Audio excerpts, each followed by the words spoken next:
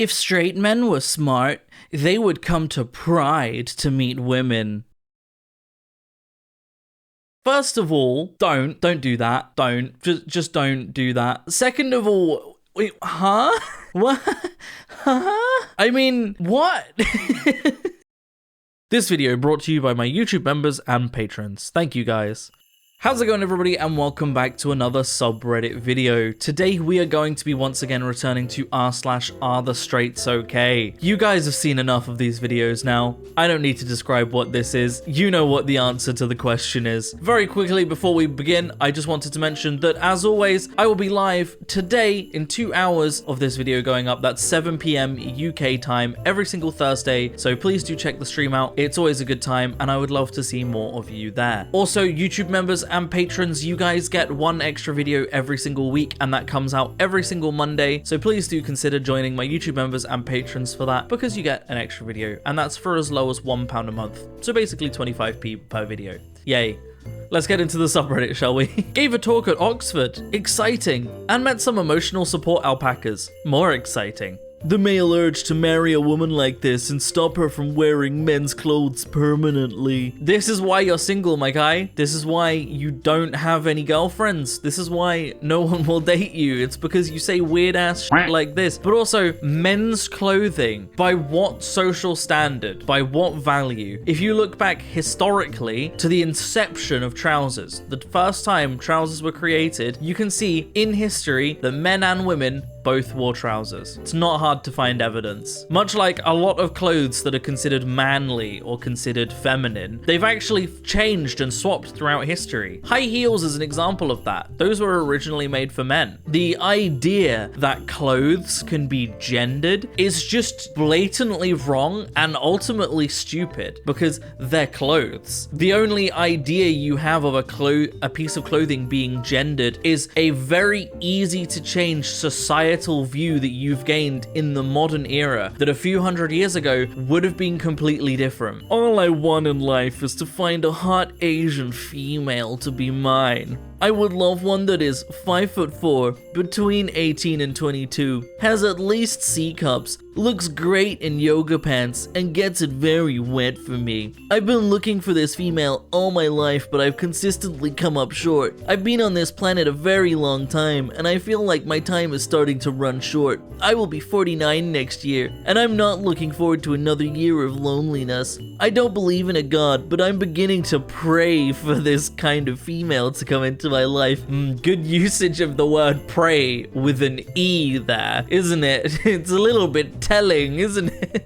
The Freudian slip on this one. But you're 49 and you don't have a partner. Have you considered that maybe you're the problem? You know, maybe perhaps that you go on Facebook and start posting about how you only want to date an Asian female between 18 and 20 years old, less than half your age. You have very specific rules for how she can look. She has to be 5'4", she has to have at least C cups, she has to be great in yoga pants, and she has to get it very wet for you. All of which very unrealistic standards, especially the last one, given who I imagine posted this. You've got Let's Go Brandon in your profile picture, you know, literally a racist dog whistle as your profile picture, and yet you're out here saying, I really want a hot Asian to be mine, while literally indicating to anybody that isn't white that they need to steer clear of you based on how you view foreigners. There's a whole lot of things that are contributing to the fact that no one wants you, and maybe a little bit of introspection is needed to see why that might be. One day you will kiss your bride in front of her 6 exes,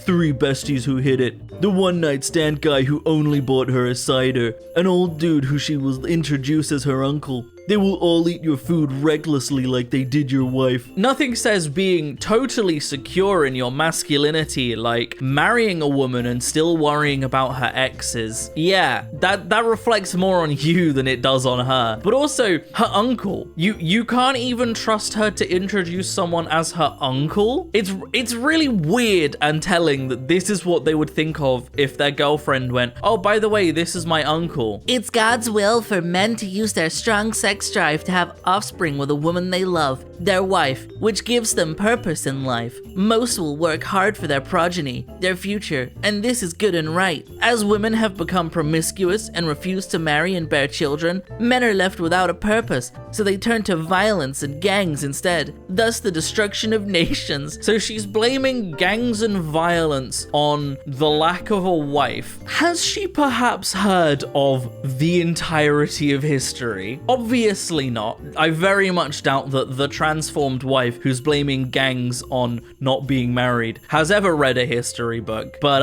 let's just say that it doesn't support this view.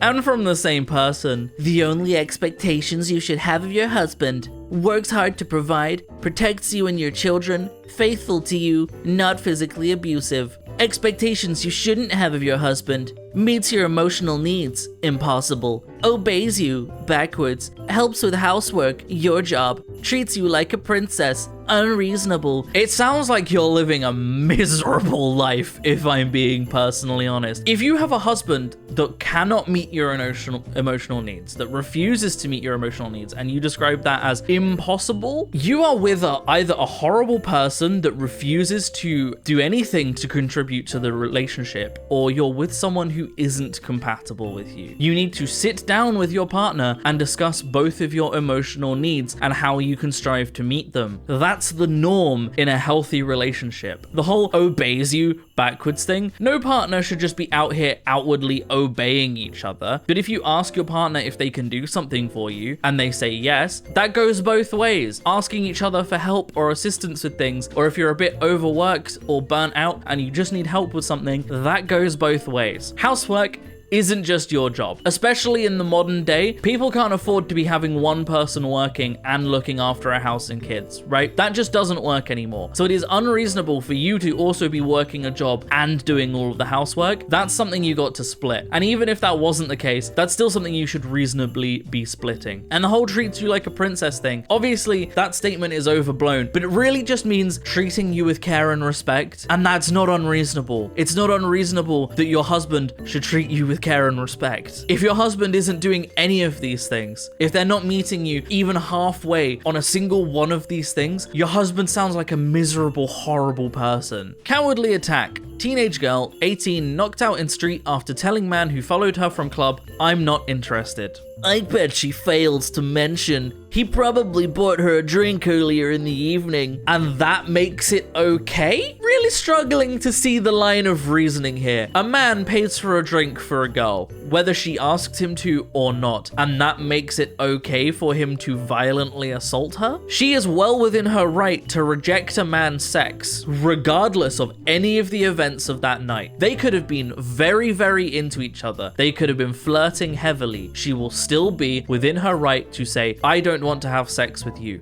for any reason, whether he bought her a drink or not. And it does not give him the right to knock her out on the street. And anybody who says otherwise is a fucking psychopath and is a danger to society. You should be locked up. Women should stay pure until marriage, but men should gain experience. With who? This line of reasoning doesn't track. This doesn't make sense. Ignoring the obvious double standard, if all women are staying pure and men are supposed to get experience before marriage, who are the men supposed to be sleeping with? The only assumption I can make from this is each other. But I get the idea that patriarchal girl didn't quite have that in mind. When he seemed bored hanging out with you, and this is him the minute he hops on the game with the boys. This one is frustrating for multiple reasons, because it's definitely rage bait, right? It's rage bait. But this just creates this fucking culture war between men and women, where half of the reaction is, girl, dump him. What? He doesn't like spending time with you. And the other half is, why can't he hang out with the bros? When the reality is somewhere in between, right? There's clearly an issue going on. If he's not enjoying spending time with you and you want to spend time with him, but also you have a problem with him enjoying spending time with his friends, you need to have a sit down, you need to talk to each other, and you need to go, hey, here's how I'm feeling. How are you feeling in this regard? What can we do to change this? How can we make sure that we are both feeling fulfilled, we're both spending time together, and we're enjoying our time together, but we're also getting our own personal time? We need to approach this, because it's currently not working. And that conversation would probably fix the issue. But no, instead we get this stupid ass culture war where one person is angry, the other guy is oblivious, and all of the comments are divided on who's in the right. It's so annoying.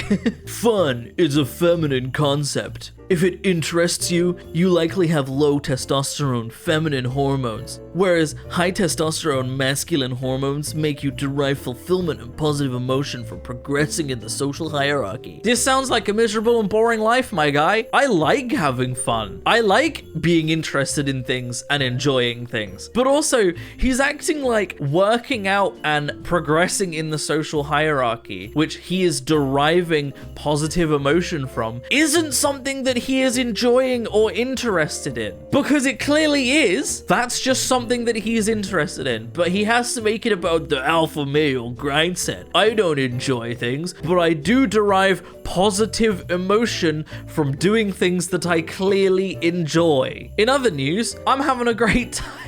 Me and Leo are moving house very soon. That's why the background is getting a little bit sparse. We've moved a lot of our fragile stuff to the new apartment already, moving to the city of our dreams. But we both have our interests. We both have things that we really enjoy doing. Leo does musical theater. That's really fucking awesome. I play video games. So does Leo, to be fair. I paint Warhammer. It was my birthday recently. As you guys probably know, I posted about it. Leo, being the absolute best boyfriend that could possibly imagine, bought me something that I have been talking about wanting ever since it was released. I think the box is down here. I'm gonna show it off. You packed it. No! Leo packed it. Never mind. I can't show it off. I'll show a picture of it on screen. Leo bought me the Warhammer model for Fulgrim, the new Fulgrim model that came out for my birthday, and I cannot wait to paint it. It is going to be a good time. I'll probably be painting it on stream at some point in the future. Not soon, because I have a pile of shame to get through first, but keep an eye out on my streams, because I do painting streams, and I'm gonna be streaming more after the move. So more painting streams. Twitch.tv/Blue the Nerd. But God, is the model so cool. And you know, I enjoy painting it. I enjoy having hobbies. And if that makes me feminine or have low testosterone, then I guess I'm having a happier life by doing so. She looks how you dream.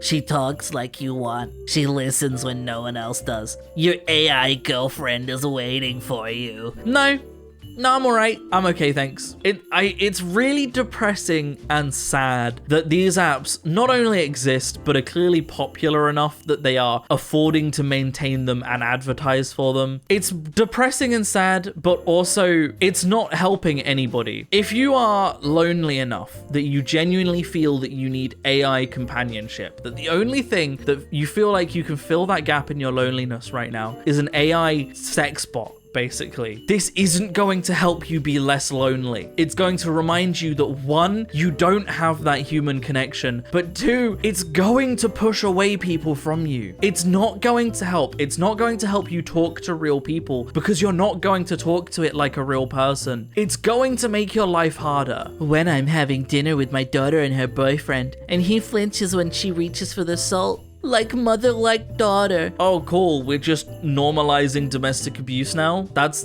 the TikTok era we're in now, is people just being proud of their kids for domestic abuse and trying to normalize abusing their partners. I'm not happy with that. I don't think that should be a thing. I think TikTok should do more to prevent these kinds of TikToks, if I'm being perfectly honest. This is just not acceptable. This is not acceptable behavior. You can tell it's going to live off him and bleed him dry until he's no longer able to provide. But enough about her. Dude, you have an octopus on your back. This joke doesn't work for the very simple reason that octopus don't do that. The idea of this joke is that you have something that does something like what you're describing, and then you go, haha, JK, it's about the woman. But it's obvious that this post was about the woman because of the very nature of the post. First of all, even if the octopus did that, you'd know what joke it is. Second of all, the woman is basically on the rule of thirds, so your eyes are literally drawn to her before they're even drawn to the octopus, because this picture doesn't work. But also, Octopus don't live off you, they don't bleed you dry, they don't drain you, they're not parasites. So the joke doesn't work because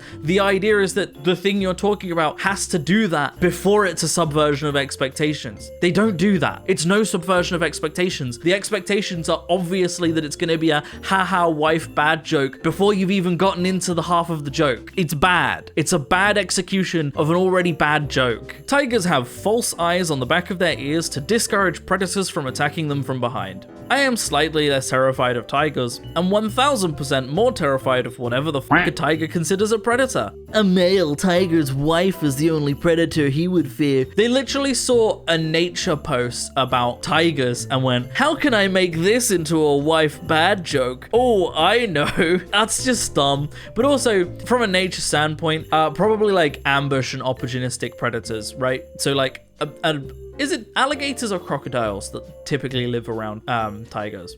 I'm not sure which, but if a tiger's swimming through the water and a crocodile is sneaking up on the tiger, if the crocodile thinks it's been spotted, it's perhaps less likely to attack the tiger, right? And if it's in water, the crocodile has a lot more of a chance of succeeding in attack than the tiger does of escaping versus if it was on land. So, you know, things like that. Also things like elephants and hippos and that kind of thing. Big animals that can absolutely gore the shit out of a tiger. If they think that the tiger is looking at them, they're probably going to be less likely to try and charge it, especially if the tiger's walking away. So it's less about something that is actively hunting a tiger and more about things that might have the opportunity to catch or scare away a tiger, right? Unfortunately, their rapture came before they repented and became straight. They are now in hell. So sad. So this is about the India Airlines crash that happened not that long ago, and fuck me, how ghoulish of a post is this? Seeing a crash, an airplane crash where people have died, and going, oopsie daisy, they're in hell, so sad,